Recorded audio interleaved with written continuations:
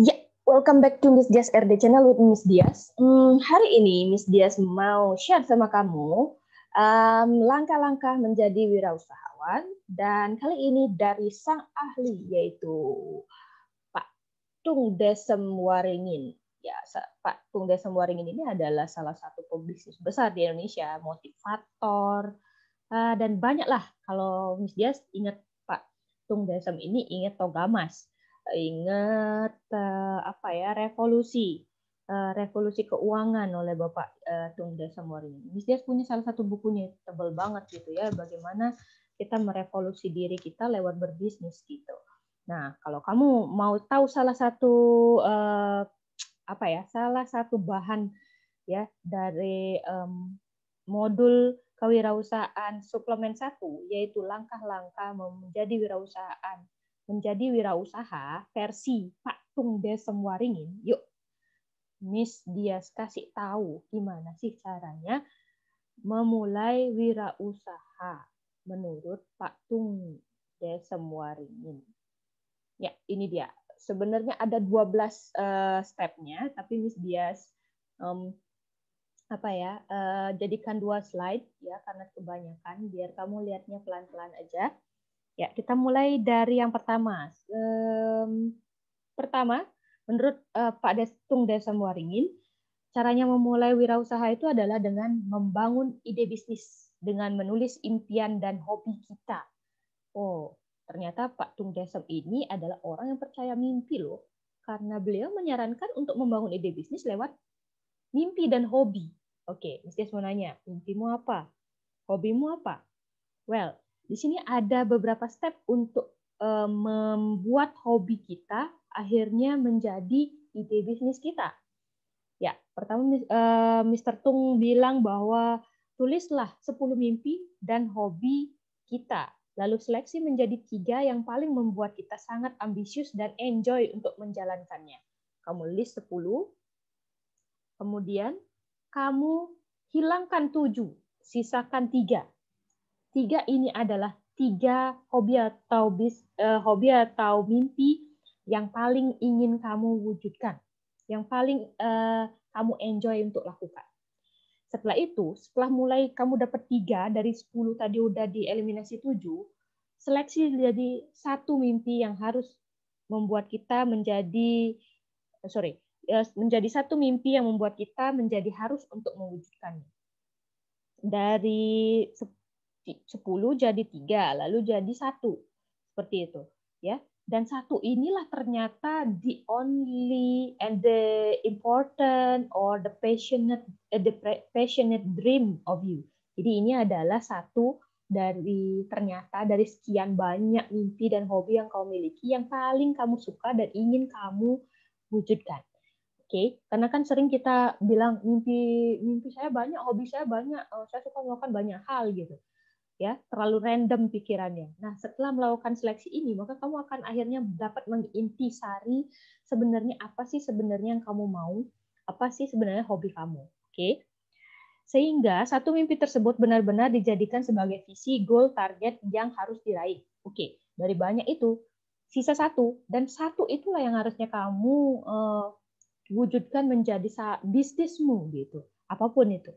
Oke, karena itulah satu hal yang menarik dalam hidupmu, sesuatu yang menarik. Ketika kita memulai dengan sesuatu yang menarik, maka berikutnya kamu akan lebih enjoy gitu. Tidak terpaksalah dalam menjalani bisnis ini. Berikutnya, berikan alasan yang sangat kuat untuk mewujudkan mimpi tersebut. Jadi setelah kamu pilih 1 ini, kamu harus punya alasan, sehingga alasan ini dapat mensupport atau memberikan motivasi dalam dirimu untuk memulai bisnis. Bayangkan kenikmatan apa yang akan kita dapat apabila mimpi tersebut terwujud, dan kesengsaraan apa yang akan kita terima kalau mimpi tersebut tidak terwujud. Jadi dengan memiliki alasan kenapa kita akan mendapatkan kenikmatan itu atau kesengsaraan itu jika tidak mewujudkan mimpi itu, maka kita akan terdorong untuk segera merealisasikannya. Dan yang ketiga, setelah 2 itu sudah dilakukan, maka mulailah untuk mewujudkan mimpi tersebut dengan bertindak dan cari tema yang tepat dan tulis misi atau langkah pencapaian, dan tuangkan menjadi konsep usaha yang jelas. Nah, setelah sudah 2 tadi itu sudah dilakukan, maka kamu mulai harus menulis visi, menulis tujuan, atau langkah-langkah, atau caranya gimana sih untuk mencapai visi itu gitu. Lalu setelah sudah tahu caranya, lalu tuangkan dalam konsep usaha yang jelas. Mungkin kamu cari tahu gimana sih caranya bikin proposal usaha, atau gimana sih caranya budgeting dalam usaha, dan lain sebagainya. Seperti yang dinyatakan pada step berikutnya, yaitu lakukan riset, baik di internet maupun di kenyataan sehari-hari. Visi dan misi yang kita tulis harus terdefinisi dengan jelas, spesifik, dan marketable sesuai bidangnya. Kita lakukan riset. Setelah kita rencanakan, lakukan riset. Apakah mimpi atau hobi kita tadi itu setelah diwujudkan dalam bentuk usaha itu cukup spesifik, cukup marketable, gitu. Bisa dijual nggak sih ini gitu? Dan apa sih yang sebenarnya dicari sama konsumen atau klien kita berkaitan dengan mimpi atau hobi yang sudah kita rumuskan dalam bentuk rencana-rencana usaha ini gitu. Cari peluangnya gitu maksudnya Bapak Tung tentang ini. Oke, ya, dengan melakukan riset. Riset ini bukan penelitian yang di lab atau berjenis laporan yang tebal-tebal, tidak. Jadi lebih ke searching di media sosial sekarang yang gampang gitu, atau melakukan survei di lapangan tentang apa sih needs-nya orang tentang berkaitan dengan hobi atau mimpi kita itu. Melakukan product assessment kah, atau melakukan need analysis kah gitu ya tentang calon usaha kita ini. Kemudian tulis dan rancang strategi yang akan dijalankan. Jadi strategi bisnis seperti apa, bagaimana marketingnya berikutnya gitu. Mau door to door kah, atau sosial media aja kah, atau mau buka toko kah, atau banyak lagi cara-cara marketing atau strategi-strategi lainnya yang akan bisa kamu ambil untuk menjalankan bisnismu. Kemudian gunakan faktor pengungkit. Maksudnya apa Miss Dias faktor pengungkit? Jadi usaha bisa berjalan dengan menggunakan faktor pengungkit. Faktor pengungkit menurut Pak Tung adalah sebagai berikut. Oke, di sini kita bisa lihat, bisa OPM, yaitu other people's money. Oke, nggak punya uang nih, nggak bisa buka usaha. Oh, don't worry, gunakan faktor pengungkit, gunakan uang orang lain. Caranya gimana? Misalnya, kalau kamu misalnya orang tuanya ada gitu ya, ada uangnya, mungkin kamu bisa pinjam sama orang tua. Atau kamu pinjam di koperasi, di LPD, di BPR, atau mungkin kamu biasa berurusan dengan bank, pinjam bank gitu. Ya, atau kamu akan membuat usaha ini dengan beberapa teman, maka kumpulkan uang dari beberapa teman itu untuk memulai usaha ini seperti itu. Jadi nggak melulu kok pakai uangmu sendiri, bisa pakai uang orang lain. Oke, yang ketiga, OPE, yaitu Others People Experience. Nah, Miss nyuruh saya mulai usaha. Saya loh nggak punya pengalaman berwirausaha. Siapa nyuruh kamu punya pengalaman berwirausaha? Tapi kalau punya, bagus. Nah, gunakan pengalaman orang lain sebagai faktor pengungkit. Nggak mesti kamu yang harus sudah pernah gagal atau sudah pernah bangkrut. Ya, bisa aja kamu belajar dari orang yang sudah pernah bangkrut, lalu atau ahli-ahli atau pebisnis yang sudah sukses, lalu kamu pelajari bagaimana mereka bisa bangkrut, bagaimana mereka bangkit dari bangkrut, dan lain sebagainya, bagaimana mereka memulai usaha dari kecil jadi besar, dan lain sebagainya. Gunakan pengalaman orang lain untuk memulai usahamu. Oke, nggak perlu kamu yang udah punya pengalaman itu, bisa aja belajar dari pengalaman orang lain kan. Next, other OPI, other people idea. Nih, saya pengen buka usaha, tapi saya nggak punya ide. Well, Miss Dias punya banyak ide. Mungkin kamu bisa pakai ide Miss Dias. Karena ada faktor pengungkitnya, yaitu other people's idea. Oke, gini deh. Kamu pengen buka usaha, tapi kamu punya uang, kamu punya semuanya, sumber daya manusianya, tapi kamu nggak punya idenya. Mungkin aja kamu minta ide dari orang yang punya banyak ide, dan berikan dia porsi pembagian keuntungan karena dia yang punya idenya. Misalnya Miss Dia sering lakukan di mana dalam sebuah startup itu adalah anak muda, punya tenaga, punya waktu, punya usaha, punya keinginan, tapi tidak punya ide. Well, Miss Dias yang kasih ide. Nah, biasanya mereka akan memberikan Miss Dias sebesar 20% sebagai pemilik ide. Juga selain pemilik ide, biasanya Miss Dias dipercaya menjadi advisor,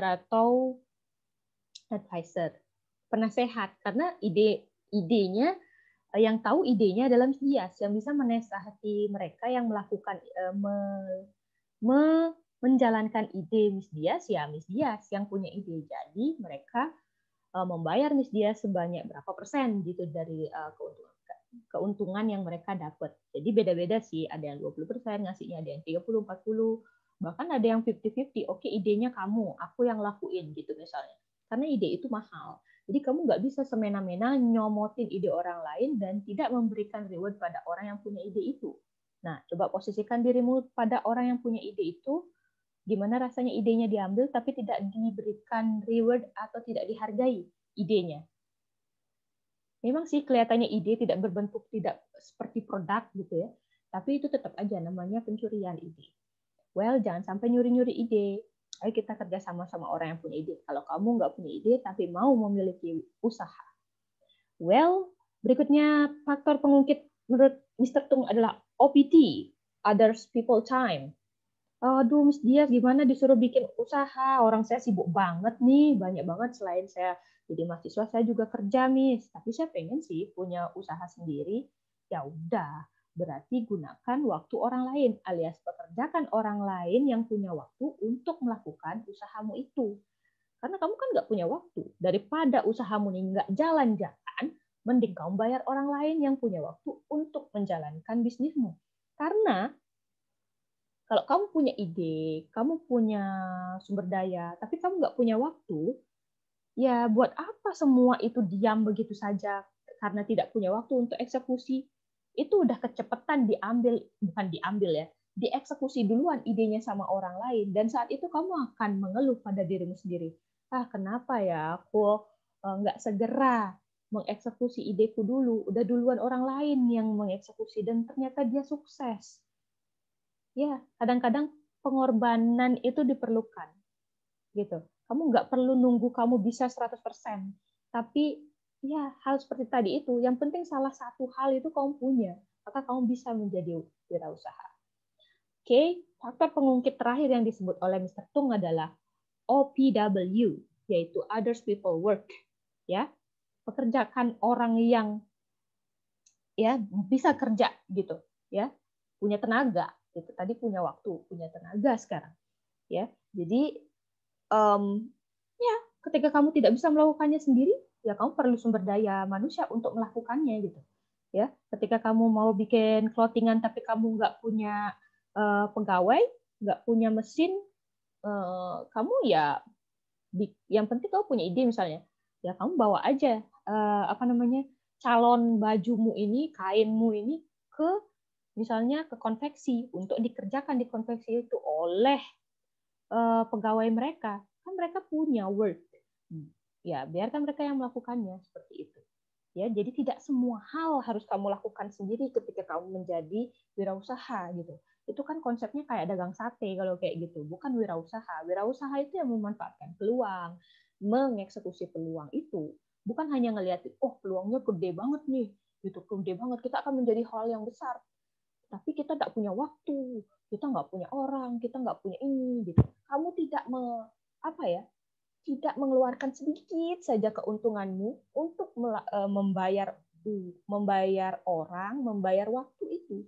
Andai kau mau berbagi sedikit saja keuntungan pada orang-orang ini, orang yang punya money, orang yang punya experience, orang yang punya idea, orang yang punya time, orang yang punya work, ya berbagi nih sama mereka di awal, pasti usahamu itu akan jalan. Jangan pelit-pelit.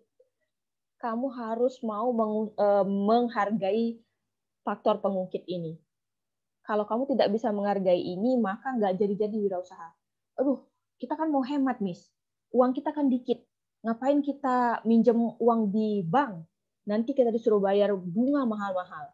Ngapain kita bayar misalnya advisor, seorang ahli atau orang yang udah berpengalaman untuk cerita ke kita. Misalnya Miss Dias disuruh datang untuk nyeramahin sebuah startup gitu. Mereka bayar Miss Dias misalnya berapa ratus ribu per jam gitu. Untuk sebuah experience yang Miss Dias sudah lalui duluan gitu. Atau mereka kasih Miss Dias saham berapa persen gitu. Itu memang wajar. Experience itu mahal. Jangan sembarangan. Oh, dia cuma bisa ngomong gitu. Cuma bisa ngomong. Seorang nggak bakalan bisa ngomong kalau nggak punya pengalaman. Jangan sembarangan.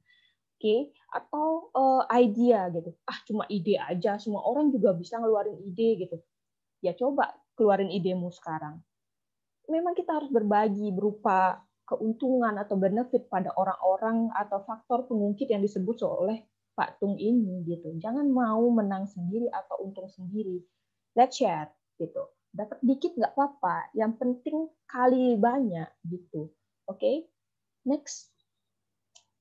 Step yang berikutnya yaitu kata Pak Tung, setelah kita memanfaatkan faktor pengungkit yang 6 tadi, kita harus cari pembimbing, pilih yang sudah sukses di bidang tersebut untuk pembanding dan mengurangi resiko kegagalan dalam melakukan langkah-langkah pencapaian goal tersebut.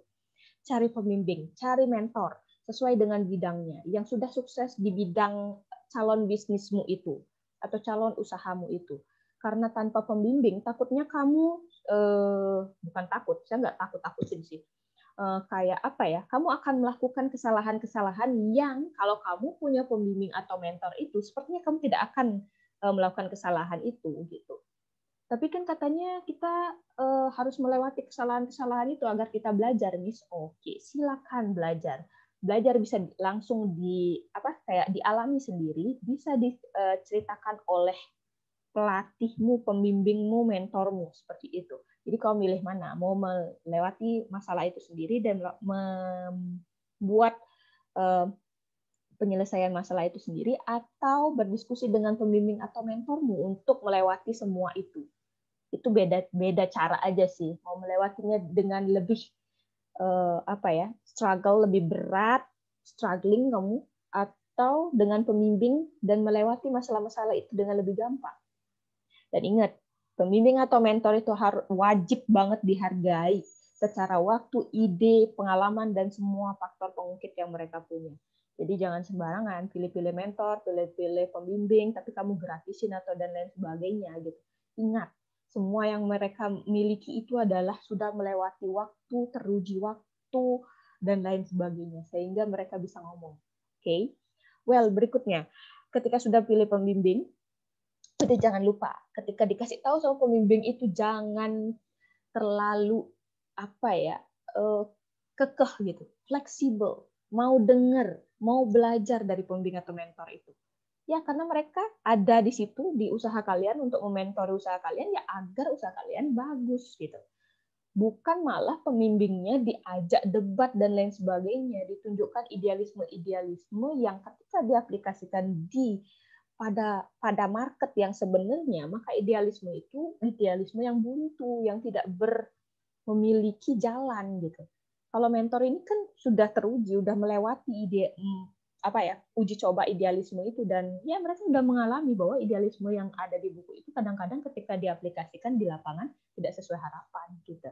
Oke, jangan malah dimusuhi atau diajak debat keras-kerasan banget mentor atau pembimbingnya ketika dia beri saran. Diterima aja lalu disesuaikan. Oke. Yang berikutnya, setelah punya mentor lalu buatlah sebuah tim yang kompak untuk membantu mewujudkan goal tersebut. Tim ini apa? Tim ini adalah T, together, E, everybody, A, achieve, M, miracle. Together everybody achieve miracle. Oke, ketika kamu berpikir membuat tim, jangan lupa untuk memperlakukan timmu sama rata. Karena kata kuncinya adalah together, togetherness, kebersamaan. Bersama-sama, setiap individu di dalam tim itu ingin mencapai satu visi yang sama, yaitu miracle. Ya, jadi ya udah, setiap orang di dalam tim itu mau menurutmu sebagai bos dia usahanya kecil, besar, dan lain sebagainya, semuanya adalah tim dalam kebersamaan. Jadi mereka harus dihargai dengan cara yang sama. Seperti itu. Jadi jangan membuat tim tapi disuruh kerja cuma-cuma dan lain sebagainya. Keuntungannya dinikmati sendiri sebagai bos. Jadi jadi nanti di demo nanti kamu seperti buru-buru itu. Jadi jangan dinikmati keuntungannya sendiri sebagai bos. Kamu harus juga seadil dan mensejahterakan timmu itu. Gitu. Oke. Berikutnya, optimalkan jaringan, relasi, dan network yang kita punya untuk mencapai goal atau visi kita tersebut. Jadi tadi kan ada tuh dibilang bahwa kita harus memperluas jaringan, pertemanan, dan lain sebagainya. Ini juga Pak tuh menyarankan begitu. Jadi kita harus, apalagi kita punya tim ya, misalnya timnya berlima. Semua tim ini punya teman yang berbeda-beda, punya jaringan yang berbeda-beda. Nah disitulah semua tim, ketika tim ini solid, kuat, togetherness-nya tinggi, punya motivasi dalam diri maupun dari luar yang tinggi, maka mereka akan memanfaatkan jaringan mereka ini untuk mencapai goal daripada usaha itu. Tapi ketika timnya tidak memiliki togetherness yang bagus, tidak memiliki motivasi dalam diri yang bagus, maka ya udah, mereka hanya ada dalam tim itu, tapi tidak mengoptimalkan dirinya sebagai tim atau bahkan mengoptimalkan jaringan yang dia miliki sebagai seorang individu dalam tim untuk mencapai visi daripada usaha itu. So, hati-hati sama tim yang kalian pilih. Atau hati-hati ketika jadi bos dan tidak memperlakukan tim kalian dengan adil. Oke, next. Buat jaringan baru yang tak terhingga dengan membuat relasi dan silaturahmi sebanyak-banyaknya. Jadi, jangan hanya stuck pada jaringan atau pertemanan yang sudah ada, tapi buatlah jaringan baru yang tak terhingga, ya, dengan membuat relasi atau silaturahmi sebanyak-banyaknya. Join banyak komunitas, ya, yang related sama usahamu, gitu. Kenal lebih banyak orang di sana. Dari satu orang mengenalkan ke orang lain, begitu juga seterusnya. Ikutin lomba-lomba atau kompetisi-kompetisi yang berhubungan dengan itu. Di sana kamu ketemu mentor-mentor baru, teman-teman baru, dan lain sebagainya. Maka kamu di sana akan mudah mendapatkan klien atau ya konsumen daripada bisnismu itu. Next, gunakan alat bantu untuk mempercepat pencapaian, misalnya website, jejaring sosial, advertisement atau iklan, promosi, dan lain sebagainya. Well, hari ini adalah zaman media sosial, guys. Kekuatan media sosial, the power of social media. Ya, jadi gunakan semua sosial media yang kau miliki, maksimalkan seluruh sosial media dari tim untuk memperkuat usahamu. Ingat, tim hanya mau membuka sosial medianya jika dia memiliki motivasi dalam diri dan dari luar, maksudnya dari luar, dari bosnya, ya, sehingga dia mau melakukan semuanya untuk usaha ini. Loyalitasnya tinggi. Ingat, bagaimana caranya membuat sebuah tim itu loyal terhadap usahanya. Nah, itu yang mesti kamu cari tahu. Ya, ingat, adil. Jadi kamu bisa tidak hanya menggunakan satu saja sosial media yang namanya adalah nama brandmu, tapi juga disupport dengan semua media sosial dari timmu. Betapa banyaknya nanti multiplikasinya. Jadi multiple jadinya dia sistemnya kali sekian di like satu, teman-temannya nge-like jadi viral dan lain sebagainya.